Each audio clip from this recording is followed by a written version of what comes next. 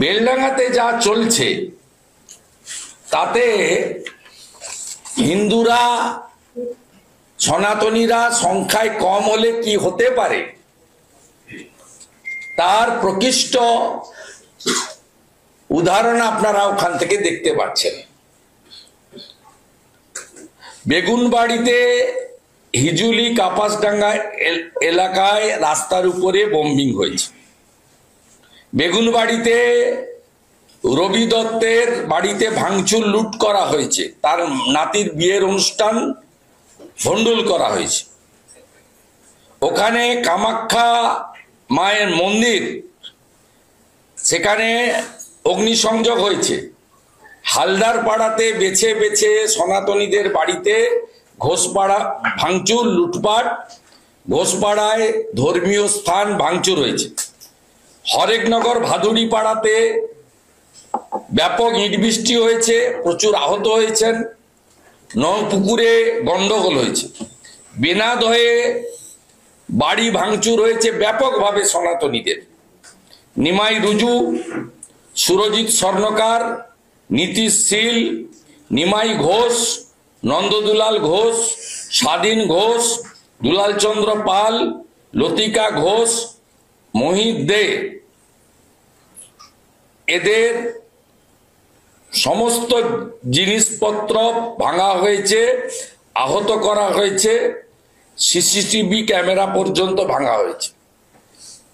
এইরকম অসংখ্য উদাহরণ হরেকনগর ভাদুড়িপাড়া, মাড্ডা গ্রামে হনুমানজিউ গণেশজিউর আস্থার জায়গা ভাঙচুর করে ধূলিসাৎ করা হয়েছে। ভারত সেবাশ্রম সংঘের মাড্ডা শাখাতে ইট বর্ষণ করা হয়েছে। বেলডাঙ্গা পুরসভার 11 নম্বর ওয়ার্ডের কাহারপাড়াতে গনা হাজরা, সুপল হাজরা, বুদ্ধদেব হাজরা, রুদ্র হাজরা, প্রশান্ত বিতারের বাড়ি ভাঙচুর এবং ব্যাপক লুট করা হয়েছে।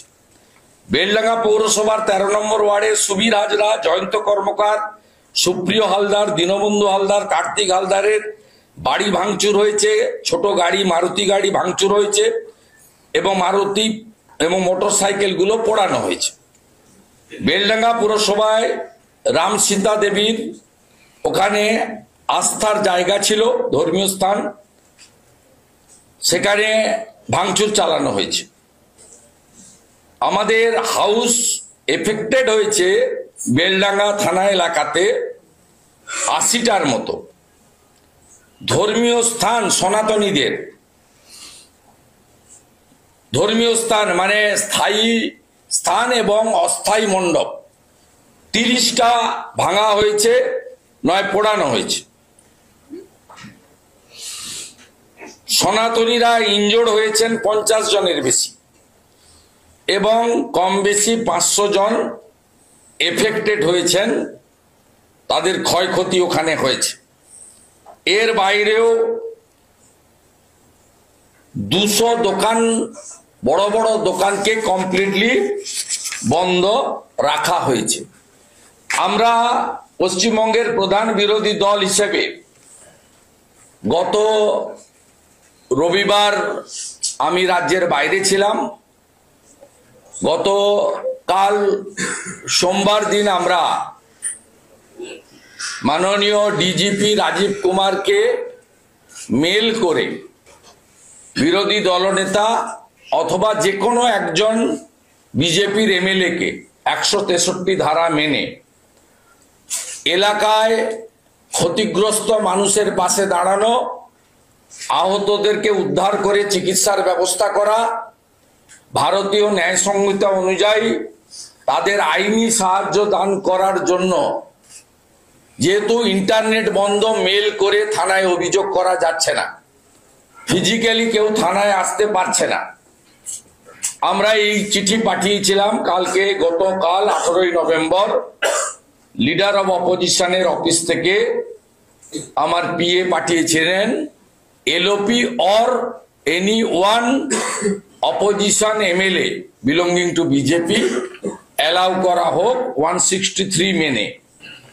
163 এফেক্টেড হয় 4 জনের বেশি গেলে, 5 জন গেলে, তা উনিও রেসপন্স করেননি, মুর্শিদাবাদের এসপিও রেসপন্স করেননি, আমরা আজকে আবার পাঠাবো। গতকাল মুখ্য সচিব মনোজ পন্তকে আজ থেকে, আজ মঙ্গলবার, as early as possible, earliest, আমরা BJP main principal opposition under the leadership of the LOP, আমরা 5 জন এমএলএ উনার টাইম, ডেট এবং ভেন্যু উনি ঠিক করবেন। ওনার কাছে আমরা দেখা করতে চাই। দুর্গাপূজা থেকে কার্তিক পুজো পর্যন্ত পুলিশের রোল, নিষ্ক্রিয়তা, এই বিষয়টা আমরা তুলে ধরতে চাই।